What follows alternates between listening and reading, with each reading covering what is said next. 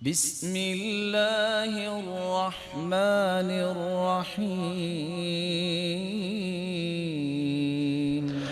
اللہ کے رسول کا فرمان ہے داووا مرضاکم بالصدقہ، اپنی بیماریوں کا علاج کرو صدقے کے ساتھ۔ یہ قلبی بیماریوں کا بھی علاج ہے۔ ایک شخص آ کے کہتا ہے اللہ کے رسول میرا دل بہت سخت ہے، میں کیا کروں؟ آپ نے علاج کیا بتایا؟ اطعم المسکین وامسح رأس الیتیم، تم مسکین کو کھانا کھلا دو اور یتیم کے سر پہ ہاتھ رکھو، یعنی اس کا کفیل بن جاؤ۔ رسول اکرم صلی اللہ علیہ وسلم نے امت کو سمجھایا صدقہ یہ انسان کی قلبی بیماریوں کا بھی علاج ہے، بلکہ معاشرتی اور ماحولیاتی بیماریوں کا بھی علاج ہے۔ صحیح بخاری کی روایت فتنۃ الرجل فی اہلہ ومالہ ونفسہ وولدہ وجارہ، انسان کو 5 قسم کے فتنوں کا سامنا ہوتا ہے: اپنا فتنہ، اولاد کا فتنہ، گھر والی کا فتنہ، مال کا فتنہ، پڑوسی کا فتنہ۔ اپنا فتنہ کیسے؟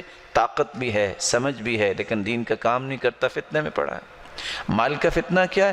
نہیں ہے تو فقیری کا فتنہ، مال ہے اور حرام کا ہے تو یہ بھی فتنہ۔ بیوی کا فتنہ، شادی نہیں تو فتنے کتنے ہیں؟ اگر شادی ہر بیوی نماز نہیں پڑھتی، بیوی کا عقیدہ درست نہیں ہے تو فتنہ ہے۔ اسی طرح پڑوسی کا فتنہ، اگر اکیلا رہتا ہے تو خوف کا فتنہ، اگر پڑوسی ہے تو سارا دن گانے سنتا ہے اور تنگ کرتا ہے۔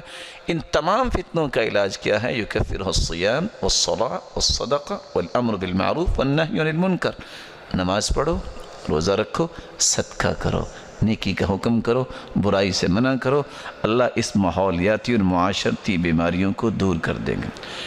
اسی رسول اکرم صلی اللہ علیہ وسلم نے گناہوں کی معافی کا بھی اس کو ذریعہ بیان کیا ہے اور برائیوں سے بچنے کا ذریعہ بیان کیا ہے۔ رسول اکرم صلی اللہ علیہ وسلم کا فرمان ہے وَالصَّدَقَةُ تُطْفِئُ الْخَطِيئَةَ، صدقہ انسان کے گناہوں کی معافی کا ذریعہ ہے۔ كَمَا يَذْهَبُ الْجَلِيدُ عَلَى الصَّفَا، آپ اگر کوڑا مارے پتھر پہ نشان تو بنے گا نا تھوڑا سا، لیکن کتنی دیر رہے گا؟ جس طرح یہ نشان نہیں رہتا، صدقہ کرنے والے کی برائی بھی اللہ ختم کر دیتی ہے، اس کے گناہوں کو بھی معاف کر دیتے ہیں۔ یہ صدقہ تو اللہ تعالیٰ کے غصے کو ٹھنڈا کرنے والا ہے۔ صدقۃ السر تطفئ غضب الرب، اللہ کے غصے کو ٹھنڈا کر دیتا ہے۔ یہ صدقہ جب انسان کرتا ہے تو یہ تو اس کی قبر کو بھی ٹھنڈا کر دے گا۔ ان الصدقہ لتطفئ عن اہلها حر القبور، قبروں کی سختی اور قبروں کی گرمی کو بھی ٹھنڈا کر دینے والا ہے۔ قیامت کے دن یہ سائبان بن جائے گا۔ کل امرئ فی ظل صدقتی، ہر شخص اپنے صدقے کے سائے تلے قیامت کے دن نظر آئے گا، بلکہ جہنم سے بچنے کا ذریعہ ہے۔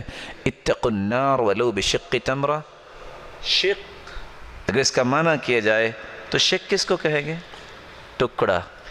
کھجور کتنے کی آتی ہے؟ جی آج مہنگی سے مہنگی کھجور 5 ریال کی ہے۔ اس کا اگر ٹکڑا لیں تو اکیلا ٹکڑا کو خریدے گا؟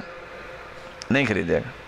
آپ کہہ سکتے ہیں نا پھر احتیاطاً 1 ریال، 1 ریال کی وجہ سے بھی آپ جہنم سے بچ سکتے ہیں۔ اور صحیح بخاری کی روایت کے بتاتی جب انسان اللہ کی راہ میں یہ دیتا ہے، اینولپ میں ڈالتا ہے، بس اوقات کسی کو دیتا ہے، بس اوقات وہ کوئی اور طریقہ اختیار کرتے، یہ سیدھا اللہ کے دائیں ہاتھ میں جاتا ہے، پھر اللہ تعالیٰ اس کو پالتے ہیں۔